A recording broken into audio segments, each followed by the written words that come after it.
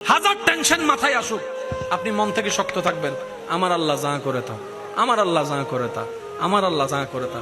অনেকে আছে heart attack ছাড়া মরে গেছে, আবার এখানে অনেকে আছে স্ট্রোকের উপর স্ট্রোক করছে, 3 বার এখন হাঁটতেছে। হায়াতের মালিক কে? রিজিকের মালিক কে? ইজ্জত দেওয়ার মালিক কে?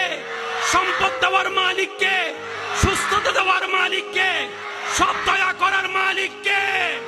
ওই আল্লাহ আছে না নাই? দেখে কি দেখে না? দিতে পারে কি পারে না? তাহলে বান্দার টেনশন করার কোনো দরকার, শুধু বান্দার বলতে হবে আমার আল্লাহ আছে, আমার আল্লাহ। এই কথাটা একটু মাথায় রাখবেন, আমার আল্লাহ। সবাই একটু জোরে বলেন আমার আল্লাহ।